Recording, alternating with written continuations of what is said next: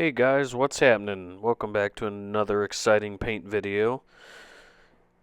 We're getting ready to put some 2K sealer on this Chevy Cruze bumper cover. This is for a 2013 model year.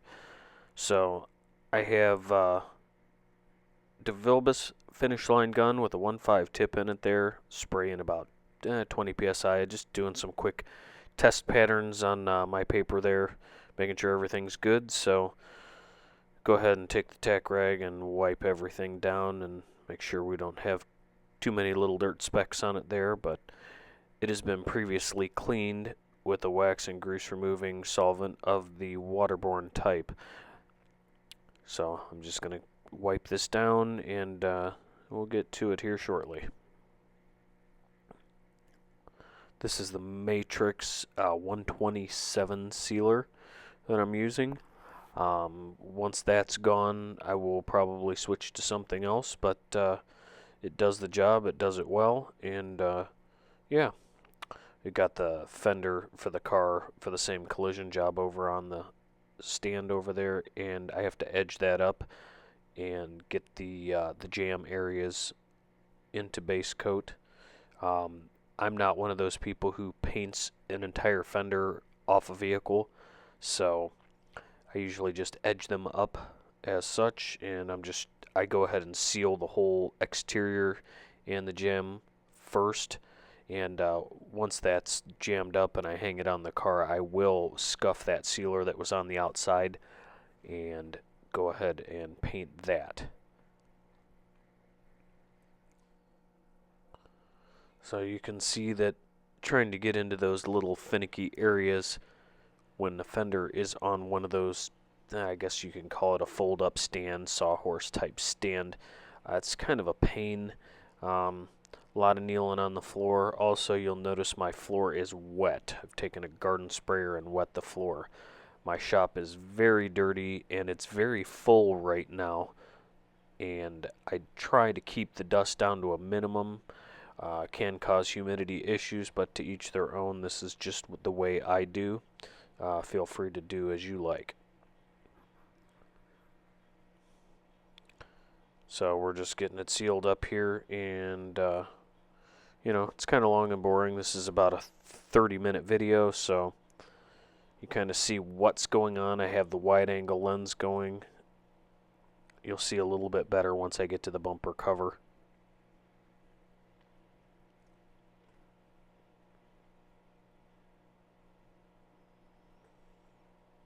Alright, here we go. Wish me luck that I don't put any runs in the sealer. That seems to be famous last words for me. I tend to move too slow with it, and that sealer is a very thin-bodied sealer. Almost too thin for a 1.5 tip, but if you smoke it right along, you'll do okay. You also notice, if you've ever looked at one of these cars, and you may be able to notice it from the video, that it is quite intricate trying to get into all the little areas on this particular cover. I'm sure there's others that happen to be more difficult. This is probably ranking up there with one of the most difficult ones I've ever painted. I tend to paint a lot of Honda ones and excuse me, a lot of import ones. I haven't painted many of these. Well, this is again 2013 model year, so it's got a lot of sharp curves in it and a lot of indentations that, you know, the sealer wasn't too big of a deal to get into those areas. Wasn't worried about being too thoughtful about that, but as you'll see later in this video, the struggle I go through trying to get clear coat into all the little nooks and crannies, and trying to remember back in my head where the paint needs to be covered well and what areas are going to be covered by the grill and the little spoilers, fog lights, etc., etc.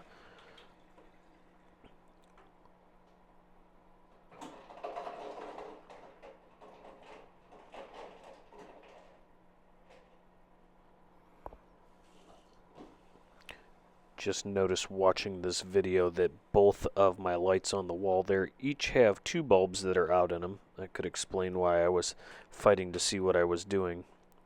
I also need to go around and clean the bulbs in the shop. Everything is very dirty. So there you go. I'm going to show off and show you that I mixed the exact right amount of sealer. That hardly ever happens. So now we'll go ahead and mix up the base coat, which is the DeBeer 500 line Berobase solvent base coat. It's what I've been using here in the last couple of videos that I've shown to you guys. The coverage is absolutely fantastic. I probably look like a mime in the background because I think I was actually talking and not thinking about doing the voiceover in this video, but we've since cut that audio out because I have a heater going in the background and the air compressor was kicking on. And the last video I did with this, a lot of you guys gave me a thumbs up and said, hey, I kind of like this kind. It's easier for us to understand, so I'm going to go ahead and try some of these and you know, kind of see where we end up with it, see if it works out better. So of course I'm taking forever to stir this paint here. It's been sitting for about, well, I think I've had it for a month. So I'm stir some more again, and then I'll put the lid on it and shake it up.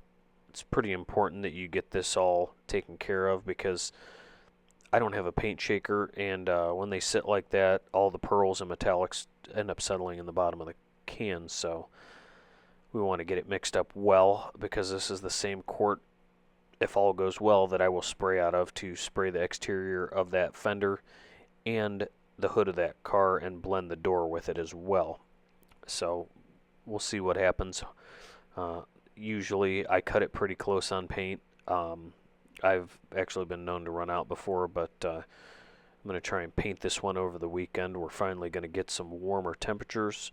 Of course, you guys don't know what day it is, but I want to say this video started on a Thursday afternoon, and I actually finished up clearing this on Friday. So supposed to get some warmer temps this weekend. I think it was in the 30s today, and really struggled to keep the shop up in the high 70s.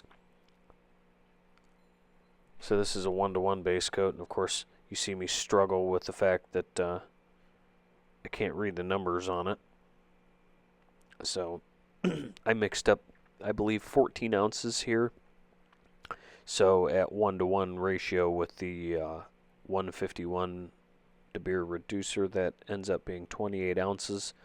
That should be either just enough or overkill. You usually can paint a bumper cover with a quart of sprayable. So in a 1-to-1 ratio, that would be half of that quart of paint. This stuff usually covers on the very first coat.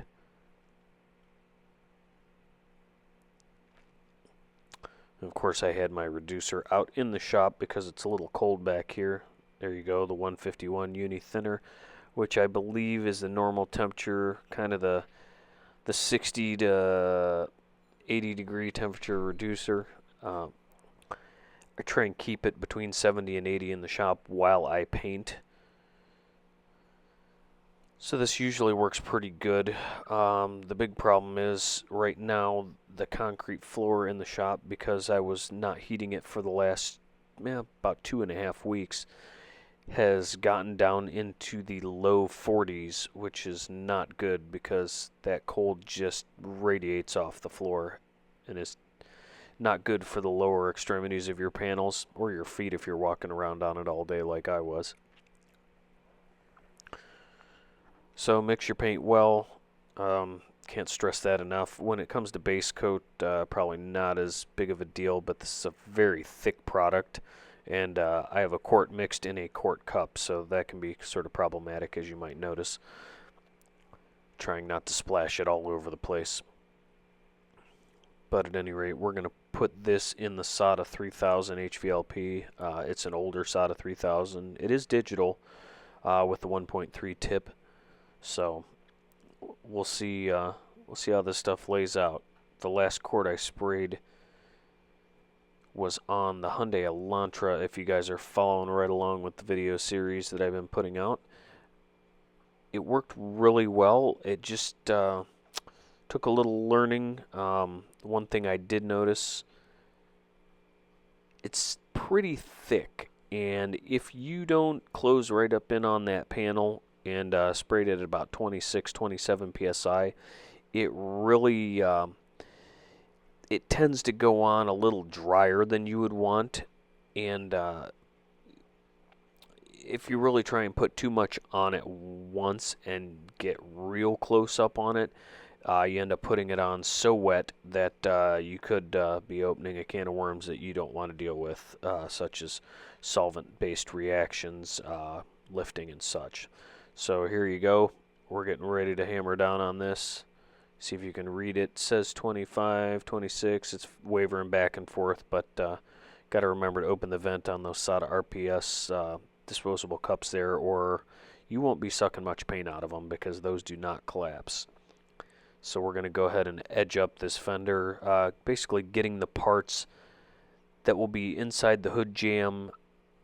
And there's one little tab, and I was going to show you guys, and I forgot to do it, but it's right up by the cowl of the windshield. And there's a plastic trim that covers the bolt. It's sort of hidden, but I could not imagine any way that you would be able to paint that once you got it on the car. You know, I tried to take the piece of trim off, and it just didn't seem to work out the way I wanted it, so we're just going to go ahead and do it this way. But you have to edge the door jamb area, and I went ahead and edged the area that would be by the headlight and be hidden behind the bumper and all of that nonsense. You know, if it doesn't get clear coat on it, it's not going to be the end of the world because there's no sun that's going to hit it. You also notice I still have the car in the shop. It's in primer, and I will show you guys that in another video when we go through the paint work on that. But I didn't want to make the video too long here, so one thing about this base coat, as for any, I try not to put it on super heavy. It looks shiny, but I'm moving pretty quick there with my gun, so I'm trying not to get any really dry spray on it. But I'm zipping right along there, but I'm at about a little over a fist width away from it spraying. And I probably should have tried to spray in those little openings first. I usually tend to do that, but I kind of got lost on this one. As you can tell, I kind of fumble around here and try and figure out where I should have started. Trying to get a feel for this cover. Again, I've never painted one of these, but these areas I'm shooting now are where the headlights are, right up against the fender, and I wasn't thinking outside the box. You'll notice later on I will actually spin this bumper cover around to the area where I have better light. At some juncture I'll probably have some better lights or a different shop, but at this point we'll paint in the dungeon and pretend it works out well.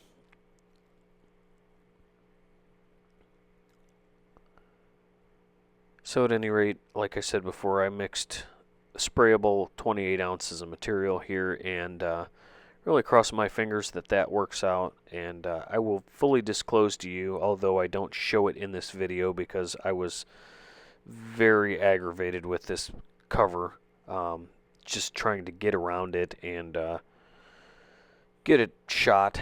On my second coat, I had an area that lifted up or fried up reaction, and I believe what I probably did was I got this base coat on just a touch too heavy on my second coat, because the way that I've started spraying this, and I don't know if it's right, wrong, or indifferent, but I'm learning, is I put my first coat on, don't put it on too wet, kind of make sure everything's cool, everything's copacetic, no issues. You know, things like fish eyes can happen if you put base coat on too heavy, especially the dark colors. Don't know why that is, it just is. But on my second coat, I put my nice flowing coat on there. Again, I didn't think it was all that wet, but right after I put that on within seconds. I dropped the pressure down on the gun, backed the gun off, and did the orientation coat for the metallic because I pretty much put a couple of areas of model into this bumper cover as I was shooting it. Again, there's the first coat. So we'll bang out this second coat here, and as I was explaining before, you can watch and learn and kind of see where maybe you'll see where I went wrong. Maybe I'll see it now that I'm watching the video and giving you guys a voiceover.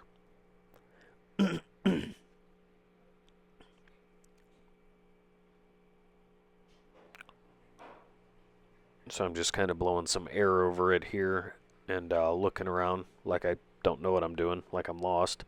Kind of like I was on the first coat. I just, for the life of me, can't figure out how I want to paint this, so I start over and make the same mistake I did when I put the first coat on it. Just could not get my stride on how I wanted to paint it. Of course, I'm painting my edges first, but just one of those things.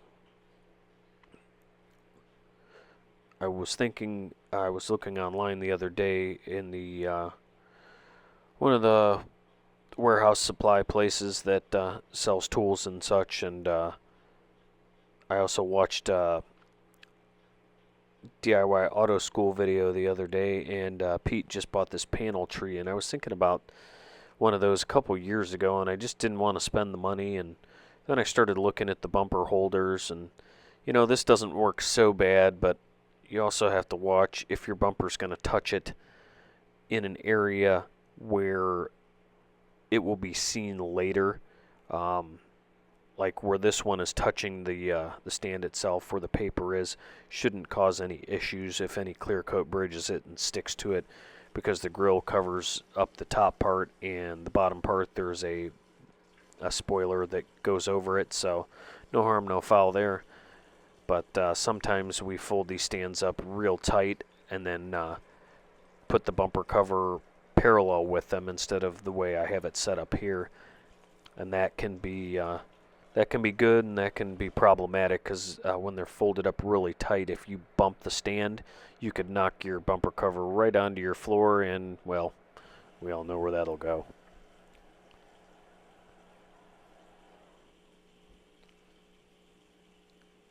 So something tells me from the way I'm painting this right now that I painted the lower part of the bumper at where the fog lights go and all that, and I'm thinking I did the same thing on the other side and lost where I was at and double passed something.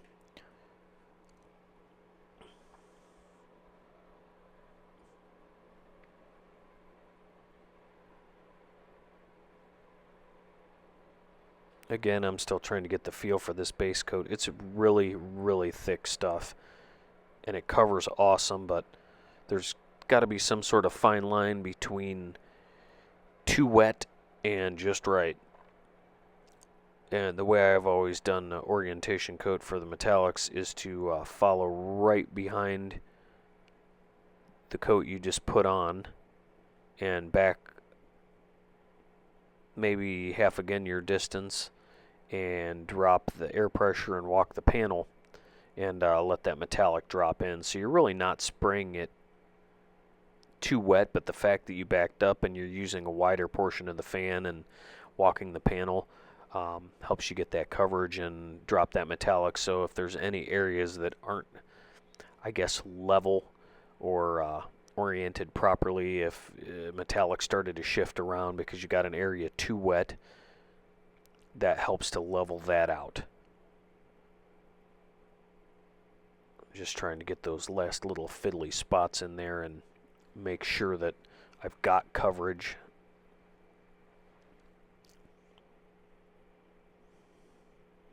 Good news is I didn't grab the hose and whip it around and sling water all over my bumper cover or sling the hose into it. I've played that game before. I actually have done that recently, and always kind of sucks when something like that happens, but hey, such is life. I might as well turn the lights off to paint this because the lights pretty much suck as it is. And I think that's where I double passed myself.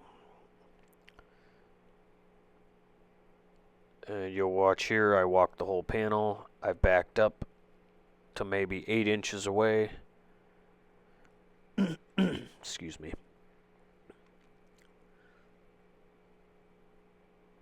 You try and maintain your distance, your overlap, and your speed so that it kind of levels everything off. Of course, at some point I have to jump across to this side of the bumper cover instead of the far side because I don't want to reach across too far and I need to get inside those headlight areas.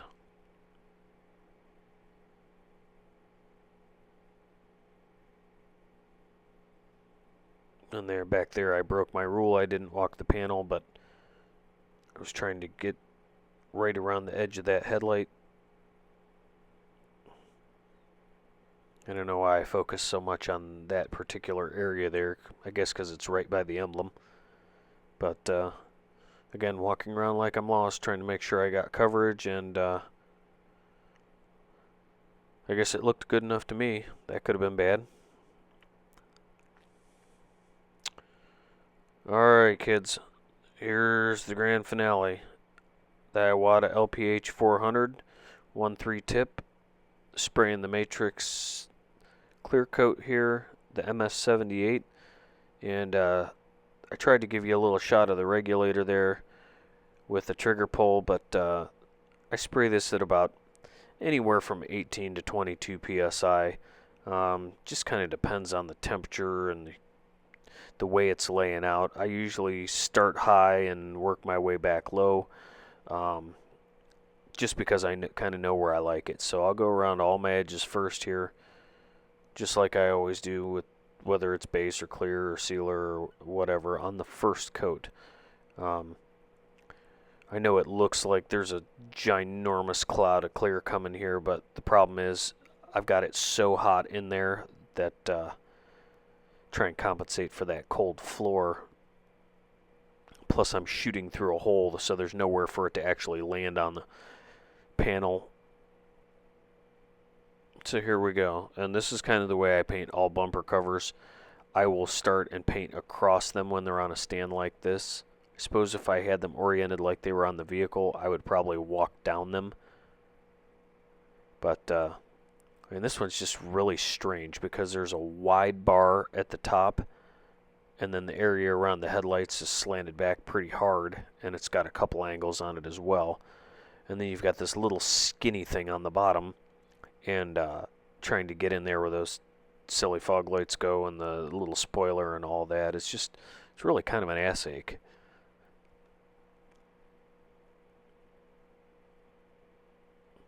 But first coat of clear, you just, in my experience, especially in my cooler shop, I just try and get a closed up coat over the base coat itself. If it's cobbly and orange peely on your first coat, guess what? Your second coat's going to be just as bad or worse. It's really hard on something like this to flood the orange peel out of something, so the trick to the matter is get it as slick as you can on the first shot. I'll be honest with you, I was scared to death that I was going to run this with all the angles in it, so I got it pretty level on the first shot, not as slick as I'd like it to be, but you guys will see in the end of this video series, I'll of course do a walk around of the vehicle, and if I do decide to cut and polish anything for anything other than a dirt nib, I will certainly show you what I polish out as far as any unwanted orange peel. I'm not a big fan of polishing bumper covers. They're just a pain. I certainly won't polish it till I put it back on the vehicle because it's like wrestling a noodle on one of those stands and it's just all around a pain. But you notice I was speaking earlier, I finally got smart when I laid the clear coat, and I have good light to my back right now, so I keep spinning this bumper cover so that the good light is facing where I'm covering, and I finally get my bearings on painting this one.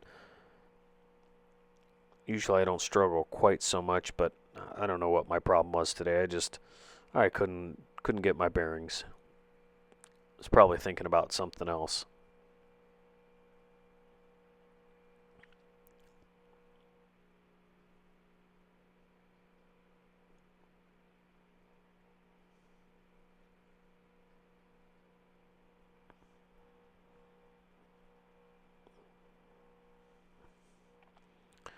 I started to try to be a lot more diligent about wearing my coverall paint suit here anytime that I paint, and I've noticed my jobs are coming out a lot cleaner. Um, a lot of times I would get it would look like an eyelash or something like that would fall in there, or a hair, or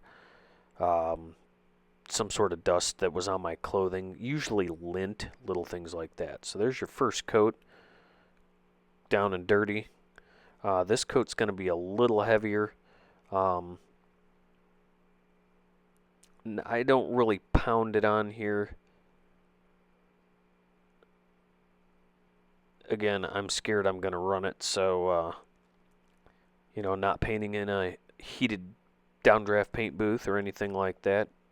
You just kind of got to learn what your limitations are in your shop environment or garage or driveway, wherever you do your paint work. I can tell you that this spray gun, this Iwata LPH 400, has been a godsend for me. You can spray at quite low pressures with it and still achieve fairly good results. I can tell you that when you're spraying the Japanese cars or the import cars, if you wind the pressure up just a little bit above what they recommend, I think they recommend 16 to 18 psi with the silver LV4 air cap. If you wind it up just a little bit and choke your fluid back just a little bit, you can achieve really, really good factory orange peel match on those cars, because it's usually a fine texture.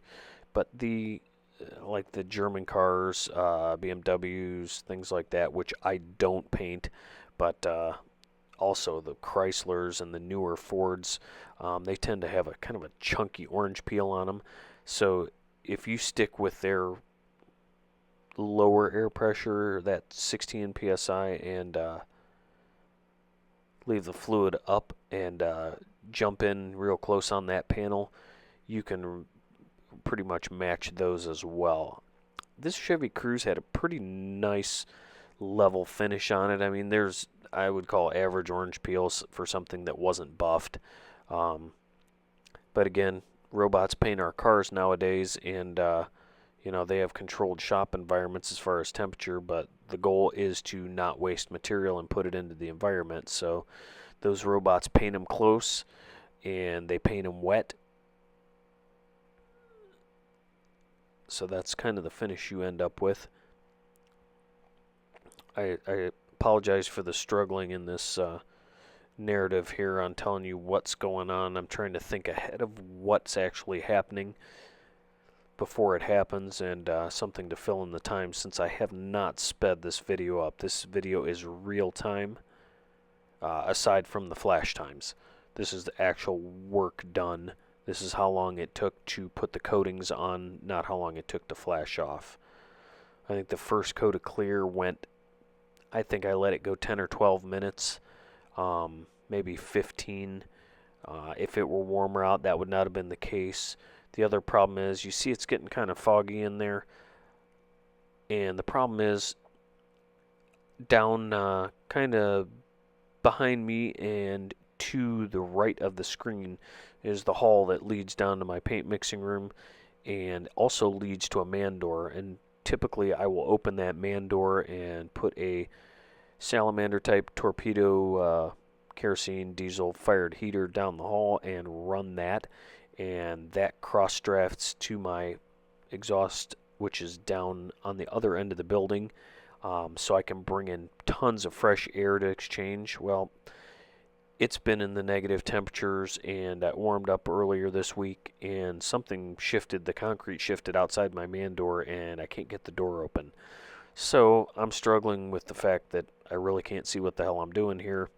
I keep sort of getting in all these awkward positions, and I'll stop and look, because I'm trying to make sure that I've got this thing wet enough, but not so wet that I'm going to put it on the floor.